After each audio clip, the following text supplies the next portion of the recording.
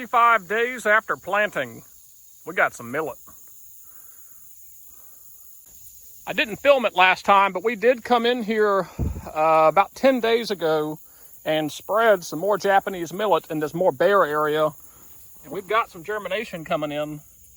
So that'll be a much later staggered crop coming in here, because I think the drought got the better of some of these more higher areas.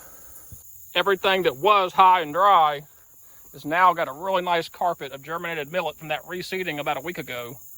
So all these bare areas should fill in to stagger this crop. Everything out there should start drying out here pretty soon on its own, and it will definitely be ready for October season. For area that was drier, the Japanese millet did seed out, but it is considerably smaller. So that's a stunted plant right there for some reason. Probably nutrients, probably the drought. But where you've got much more moisture down there, it's looking a lot better. But the smartweed I pointed out in the original walkthrough has gone to seed as well, which is great. That's good duck food as well. To have all this smartweed in here with some of this wild millet, and of course the Japanese millet we planted. So we're utilizing and maximizing as much of this food as we can. I'm 6'3", and this millet well above waist high. This is all the way up to my belly button.